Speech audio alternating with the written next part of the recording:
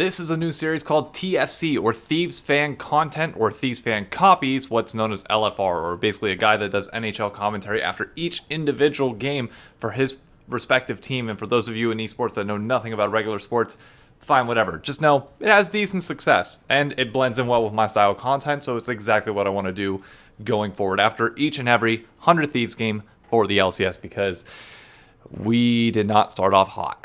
Fudge moving back forward, and the minion's in the game, it's done! Seriously though, it's a new LCS, a new year, new expectations, and a new roster. We got rid of Someday, we got rid of FBI, Huhi, and Abadage, which I nearly forgot his name in the same way that I nearly forgot how he was even in mid lane towards the end of last year. But we got good players now. We got veterans. We have Doublelift. We have Bjergsen. We have new players in Tenacity and Busio. So expectations going into this year. Realistically, we should probably start off slow. My goal for the end of this split would be to finish with a positive win rate.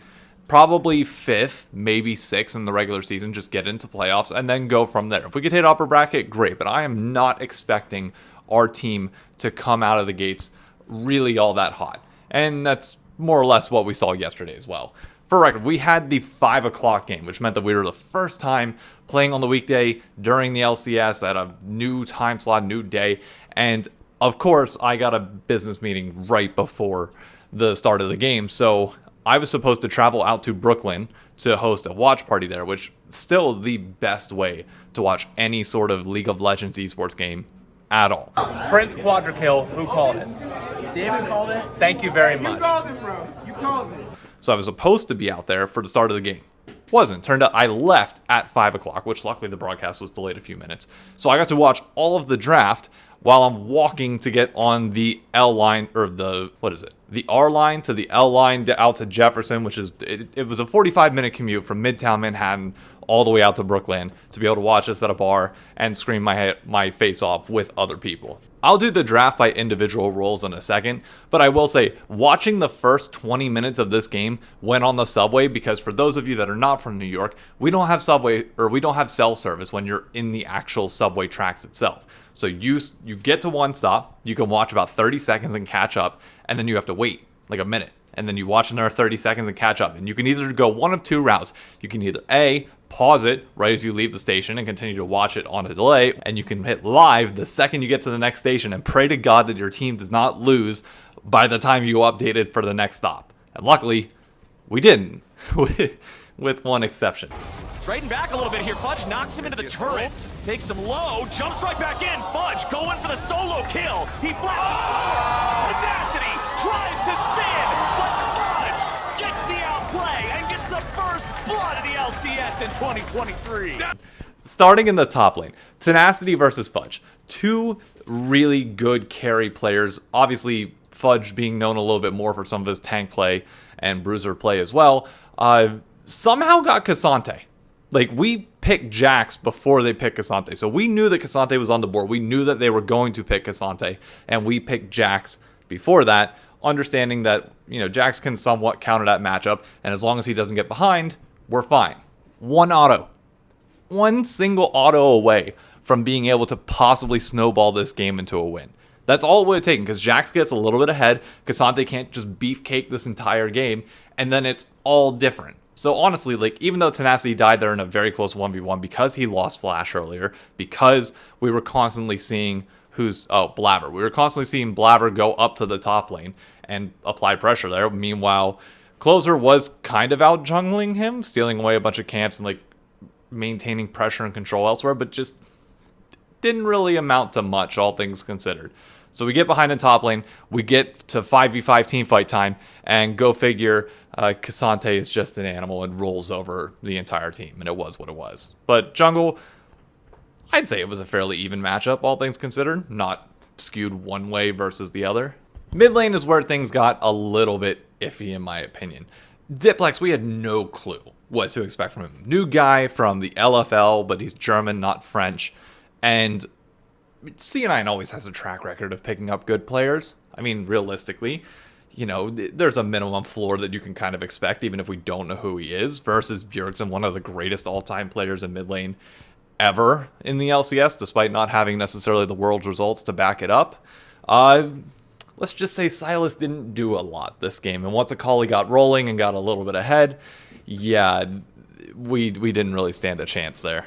To add on to that, because that feeds into the bot lane, Doublelift playing Varus, basically two bot lanes that are in poke wars against each other. I personally am not a fan of how bot lane is playing at the moment. You have Ashe Heimerdinger on Cloud9 side, who's trying to win the lane against a Varus, a Azir on our side, which I like the Azir pick. It's creative. It's a neat way to counter the Heimerdinger, and it already shows a lot of creativity in draft from Buzio and 100 Thieves that we wouldn't necessarily have seen in years prior. Like, that just wouldn't happen. He, by all means, great guy, but he's not pulling out. Even though he used to be a mid laner as well, in the same way that Buzio used to be, it's just different guys, different styles, and I like this better. We all came out even. Doublelift was, what, a little bit ahead, and you're going poke Varus. So the second that Akali gets rolling in mid lane, there's nothing he could do. Now, granted, Doublelift has roasted more than his fair share of players on his co-streams for not running cleanse into matchups with a heavy amount of CC, like an Ashe Arrow, like a Heimerdinger stun, like a Cassante. I don't even fully know what Cassante does. I just know that he can CC you to death. Like, it just, there's a lot there, and also he'll bruiser you down. But nevertheless, he didn't take cleanse, he took heal, and there were multiple times where if he had cleanse, it would have made a difference. And he died. So hopefully that's fixed going forward. We'll see. But nevertheless, quick side tangent. I hate lethality Varus. I'd see AP any day. I'm a big lethal tempo person. Varus is my main. I love seeing him in the LCS. I don't like seeing lethality Varus. Sure, the snipes can be cool. And I get you can't go lethal tempo in this situation because realistically, you have no ability to auto-attack all that many people in this game. Akali, it can go wherever she wants. Ashe and Heimer, you're never going to get in range of them because Cassante's on the front line.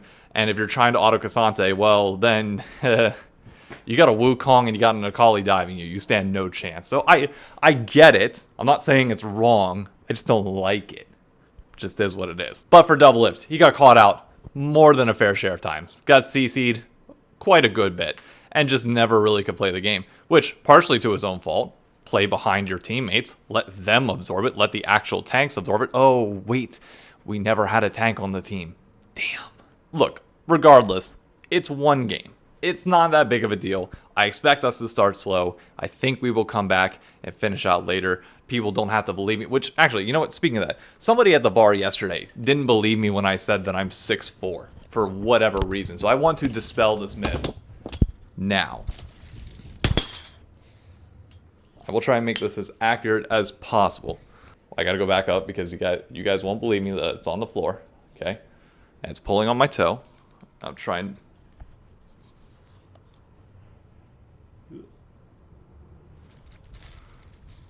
Kind of came up on me. Okay, really shitty measurement there, but that's 6'2", like really pushing down with hair, and nevertheless, close enough. Point is, if we have somebody measured, I'm somewhere between 6'2" and 6'4". I don't know. I'm above 6 foot. I wouldn't question all that much. And with shoes and with hair, yes, I am 6'4". Well, with shoes and with hair, I'm above 6'4". If I'm 6'2" there, measuring it like really shittily, I am 6'4" and not Tinder 6'4". On a separate note, I really enjoyed the broadcast yesterday. Cutie's style of comedy has always kind of been my thing. The bake-off with Spica and her was really entertaining. Doublelift caught a significant amount of strays the entire... I think you might have an answer. Who do you think is the most overhyped player this season? Don't say it. Don't say it, the crowd whispers. Doublelift.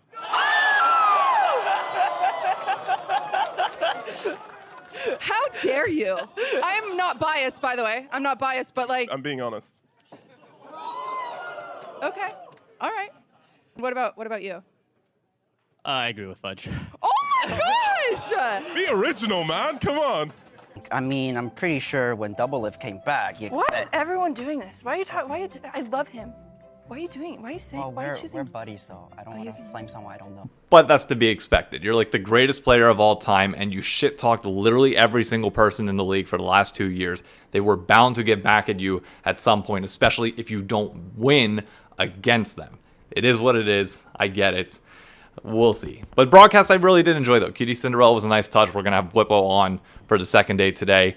when we play Immortals later in the day. If we lose this game, then we've got problems. Like, I understand us coming out slow, but losing to this, no, should not happen. They plagiarize their own jerseys, let alone anything else. Like, come on. We should be fine. We should end this week 1-1 and go into next week all good. But we'll see. If you guys like this style of video, obviously it'll be longer potentially as the season goes on. I'd like to do these at bars when I'm with other people as well, and just basically give a constant recap, because I feel like I'm one of the few people that like genuinely loves the teams rather than just the players. I don't know. I'll do this consistently, see how it works out for Deer. Also, general rule of thumb, we should never see the celebrities before we go on the games. For those of you that don't know what I'm talking about, the Kid Leroy was at the 100 Thieves facility yesterday saying hi to all the players, all the staff, Jungle Juice, etc. Like, that's great. That's incredible. I'd love to know what their favorite Kid Leroy song is, and it better not be Stay, because that'd just be a cop-out. But the rule of thumb is, like, when we had Lil Nas X come in, it was after we won. You got to do this after you win. Otherwise, it's a curse. It's an omen. Then it just looks like, oh, yeah, we're the celebrities. We're buffing up our status. We're becoming social media influencers, etc. And then we go out and lose on the Rift. Come on. You got to bring him on after. But nevertheless, let me know what you thought. See you tomorrow. Hopefully we win.